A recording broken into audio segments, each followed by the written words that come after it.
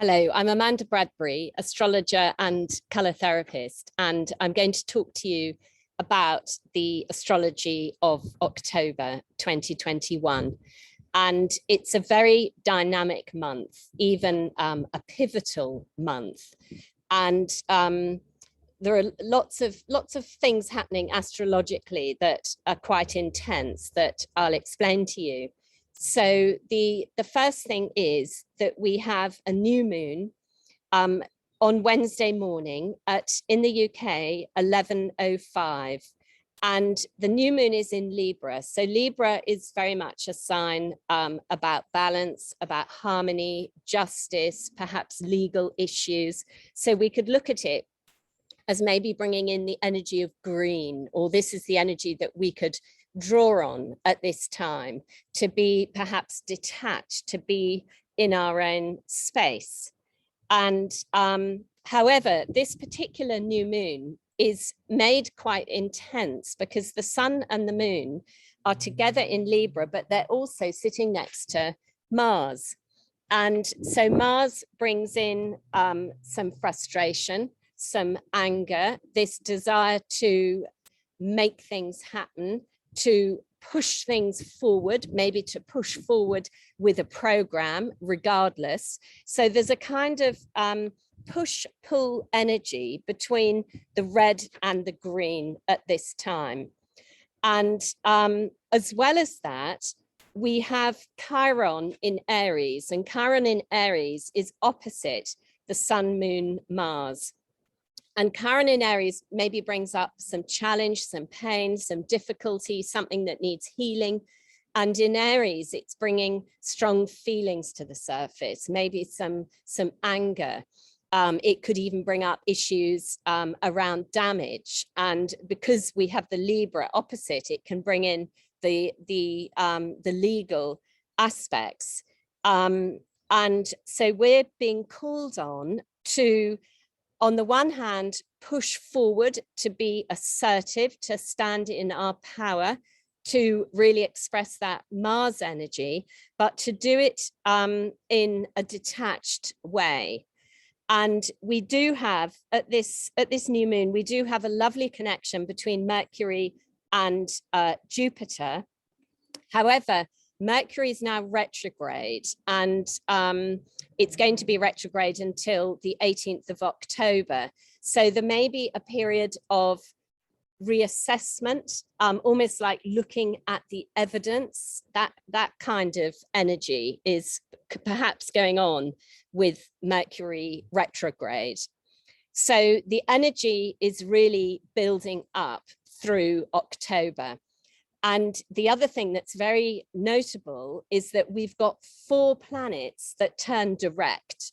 So we have Mercury, then we also have Jupiter and Pluto and Saturn. So all these planets turning direct is going to bring in a feeling of forward movement, of dynamism, of perhaps almost like a shifting of the energy. It's like a pivot point.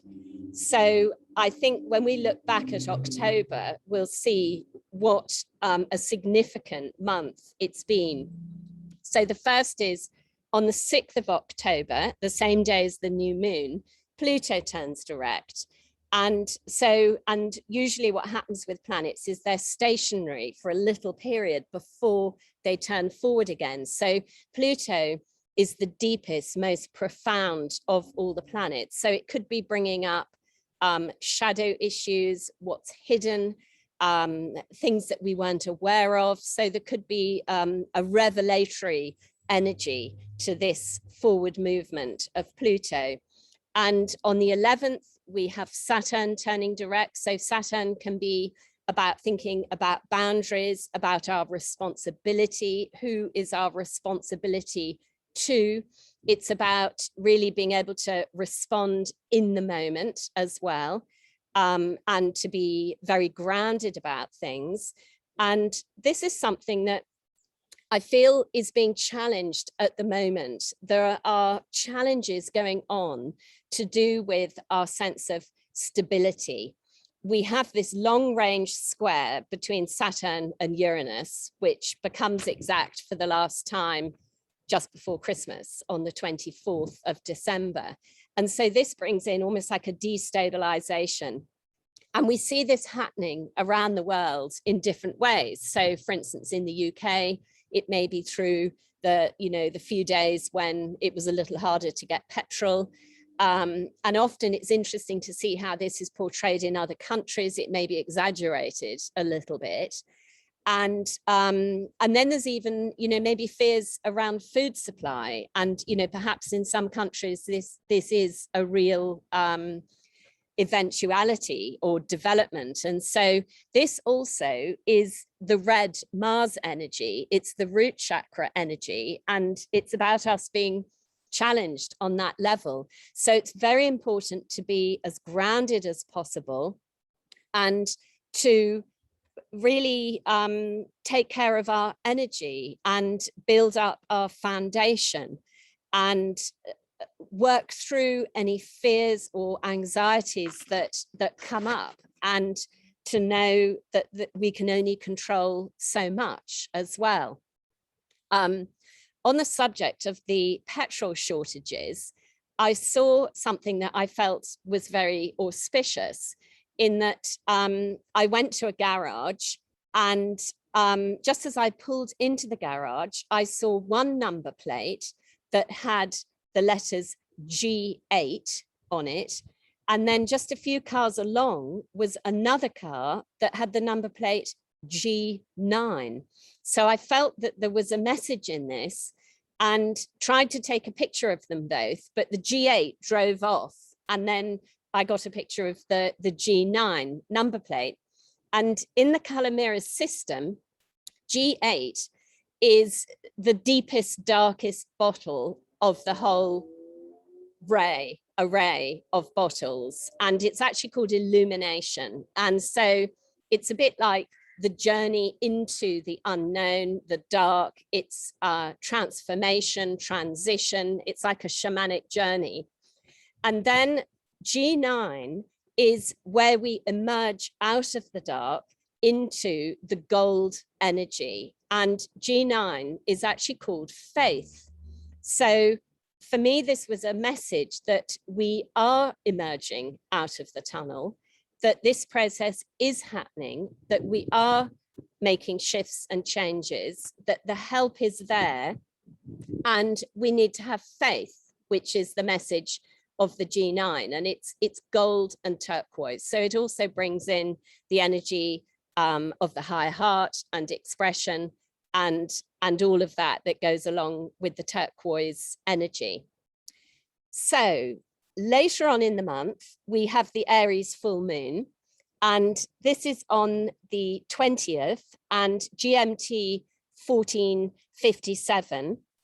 Again, very intense, if anything, even heightened, stronger energy, because we have the moon in Aries, and then we have the sun Mars in Libra opposite that. So there could be some outrage, feelings coming out, people really expressing their feelings. It's very dynamic as well. So there could really be this feeling of, okay, this is enough. We've done this. We've participated, we've considered the other, we're using our common sense now. And so it's about really stepping into that Mars assertive energy.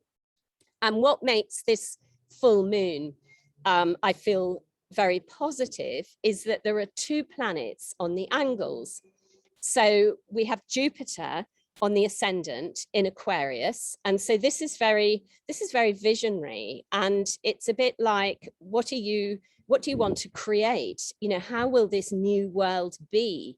What are you hoping to see in the new Earth? How do you see new Earth panning out? And in addition to that, we have Venus on the midheaven. So Venus is about relationships, love, beauty. And in Sagittarius, again, it's about vision. And it's a bit like, what are we aiming for? What are we setting our arrow towards? And both Venus and the midheaven are at 14 degrees of Sagittarius, which is a very significant point in the zodiac. And it is called the Great Attractor. And it's an energy to do with galactic energy. And so I feel it's a time when we can almost call in otherworldly help, even perhaps more than we have in the past, or where we really see signs of that coming in for us. And this point, the Great Attractor, has this energy of, it's almost like a whirling, a pulling in of perhaps, you know, what we need, the support, the resources, the shifting. Let's shift this collective energy into something more expansive, more conducive, more connected to truth, which is representative of Sagittarius. And the Great Attractor also has this, it brings in the themes of free will but actually higher galactic will. It's almost like the higher will. What is God's will? What is God's plan? And so it has this energy of the lower choices that humans may make, may almost be kind of overruled by this higher divine galactic will. And perhaps this is what we need to put our intention on and hold our frequencies high to help facilitate that. So I've been talking on a collective level, and if you're interested in exploring your chart on a personal level, or you're interested in doing a colour and astrology workshop or training, you can find me on my website, which is amandabradbury.com. Thank you.